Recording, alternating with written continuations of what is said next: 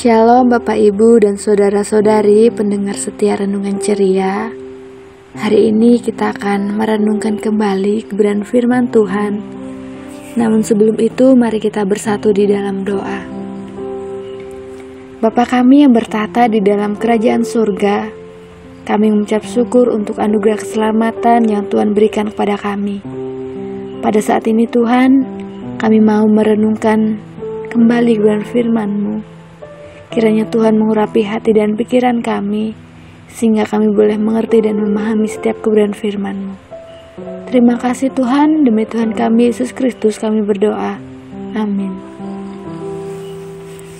Bapak, Ibu, dan Saudara-saudari yang terkasih, perenungan kita pada hari ini terambil dalam kitab Kisah Para Rasul, pasal yang ke-8, ayat yang ke-26 sampai yang ke-40. Saya akan membacakannya bagi kita semua di bawah judul perikop Sida-sida dari Ethiopia. Kemudian berkatalah seorang malaikat Tuhan kepada Filipus, katanya, "Bangunlah dan berangkatlah ke sebelah selatan menurut jalan yang turun dari Yerusalem ke Gaza. Jalan itu jalan yang sunyi." Lalu berangkatlah Filipus. Adalah seorang Ethiopia, seorang Sida-sida, pembesar dan kepala perbendaharaan Sri Kendake, Ratu Negeri Ethiopia, yang pergi ke Yerusalem untuk beribadah. Sekarang orang itu sedang dalam perjalanan pulang dan duduk di dalam keretanya sambil membaca kitab Nabi Yesaya. Lalu kata Roh kepada Filipus, "Pergilah ke situ dan dekatilah kereta itu." Filipus segera ke situ dan mendengar sida-sida itu sedang membaca kitab Nabi Yesaya. Kata Filipus, "Mengertikah Tuhan apa yang Tuhan baca itu?"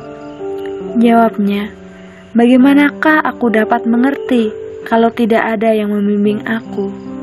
Lalu ia meminta Filipus naik dan duduk di sampingnya. Nas yang dibacanya itu berbunyi seperti berikut. "Seperti seekor domba ia bawa ke pembantaian, dan seperti anak domba yang keluar di depan orang yang menggunting bulunya, demikianlah ia tidak membuka mulutnya. Dalam keheningannya berlangsunglah hukumnya. Siapakah yang akan menceritakan asal-usulnya, sebab nyawanya diambil dari bumi?" Maka kata sida-sida itu kepada Filipus, "Aku berkata kepadamu tentang siapakah Nabi berkata demikian, tentang dirinya sendiri atau tentang orang lain?" Maka mulailah Filipus berbicara dan bertolak dari nas itu, ia memberitakan Injil Yesus kepadanya. Mereka melanjutkan perjalanan mereka dan tiba di suatu tempat yang ada air. Lalu kata sida-sida itu, "Lihat, di situ ada air. Apakah halangannya jika aku dibaptis?" Sahut Filipus, "Jika Tuhan percaya dengan segenap hati, boleh." Jawabnya, "Aku percaya bahwa Yesus Kristus adalah Anak Allah." Lalu orang Ethiopia itu menyuruh menghentikan kereta itu, dan keduanya turun ke dalam air, baik Filipus maupun sida-sida itu, dan Filipus membaptis dia. Dan setelah mereka keluar dari air, Roh Tuhan tiba-tiba melarikan Filipus dan sida-sida itu tidak melihatnya lagi.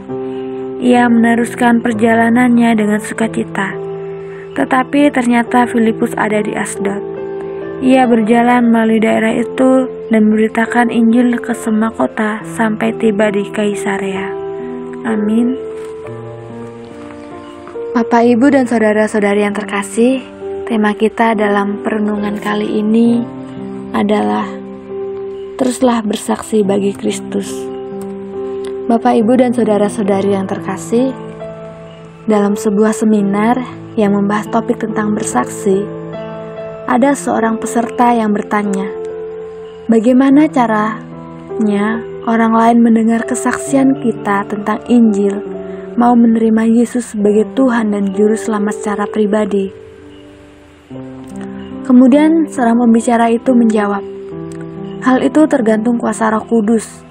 Walaupun 1001 cara telah dilakukan, bila Roh Kudus belum menggerakkan hatinya, maka sulit bagi seorang dapat menerima Tuhan Yesus. Bapak, Ibu, dan saudara-saudari yang terkasih, sebagai orang percaya, kita memiliki tugas untuk memberitakan tentang Yesus Kristus sebagai Tuhan dan Juru Selamat kepada semua orang. Dan hal inilah yang dilakukan oleh Filipus. Dari bacaan pada pasal yang ke-6, dijelaskan bahwa Filipus merupakan salah satu orang pilihan yang dipilih untuk melayani orang miskin. Filipus dipilih karena memenuhi syarat yang telah ditentukan, yakni memiliki karakter yang baik, penuh dengan roh dan hikmat. Oleh karena itu, pekerjaan Filipus adalah menjadi seorang penginjil yang memberitakan tentang Yesus Kristus kepada banyak orang. Bapak, Ibu, dan saudara-saudari yang terkasih, dari teks yang telah kita renungkan bersama tadi menjelaskan tentang kesaksian Filipus kepada seorang pejabat Ethiopia. Dalam mimpinya, Filipus disuruh malaikat Tuhan ke arah selatan untuk menyusuri jalan Yerusalem ke Gaza. Di sana, Filipus akan bertemu seorang pejabat tinggi negara Ethiopia yang sedang membaca tentang syair hamba Tuhan dalam kitab Yesaya. Namun, ia tidak mengerti maksud dari tulisan tersebut. Sehingga, Filipus menggunakan kesempatan itu untuk bersaksi tentang nubuat para nabi mengenai Yesus sebagai Mesias.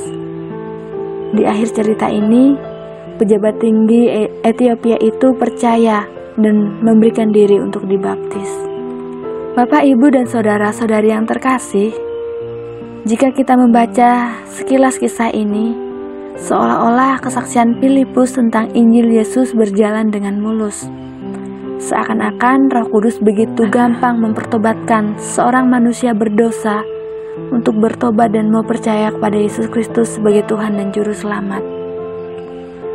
Namun satu hal yang perlu kita pahami adalah Roh Kudus tidak pernah memaksa orang untuk merespon kabar baik dalam Kristus.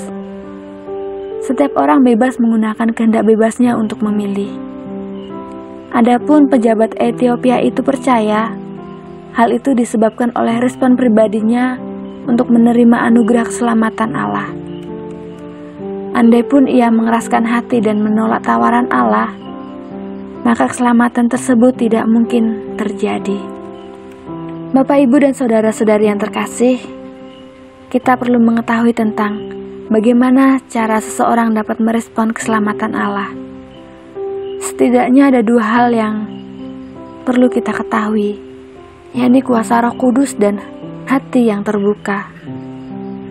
Kedua hal tersebut tentu bukan bagian kita, melainkan pekerjaan Roh Kudus dan pribadi orang tersebut. Bagian kita hanya mewartakan Injil dan memohon kuasa Allah untuk membimbing dan menolong kita. Oleh karena itu, kita tidak perlu kecewa apabila ditolak. Tetapi mari kita untuk tetap bersaksi bagi Kristus. Demikian perenungan yang boleh kita renungkan bersama. Marilah kita belajar untuk tetap menjadi saksi bagi Kristus, biar hidup kita menjadi berkat dan banyak orang yang mau mengenal Yesus Kristus dan percaya bahwa Yesus Kristus adalah Tuhan dan Juru Selamat. Amin. Mari kita bersatu di dalam doa. Bapa kami yang berada di dalam kerajaan surga, kami mengucap syukur kepadamu untuk firman yang boleh kami renungkan bersama. Tuhan, tolong kami agar kami boleh terus bersaksi bagi Engkau, agar banyak orang boleh menerima keselamatan yang daripada Engkau. Terima kasih Tuhan. Demi Tuhan kami Yesus Kristus kami berdoa. Amin.